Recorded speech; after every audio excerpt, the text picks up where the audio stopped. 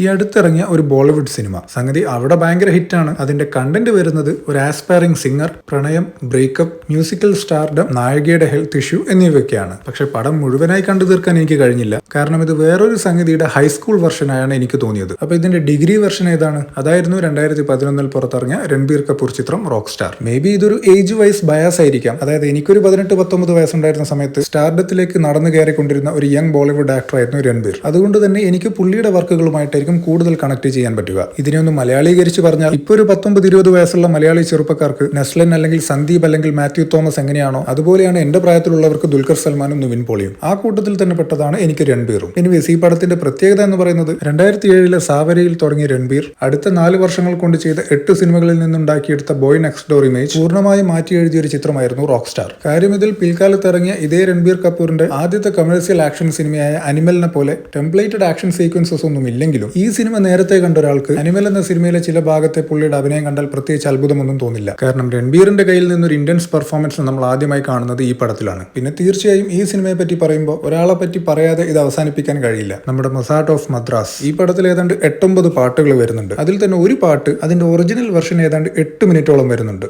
രാത്രി ഒരു long drive പോകുമ്പോൾ അല്ലെങ്കിൽ ആ ലോങ് ഡ്രൈവ് കഴിഞ്ഞ് ഒരു മലയുടെ മേലെ പോയിരിക്കുമ്പോൾ ഈ പാട്ടാണ് ബെസ്റ്റ്.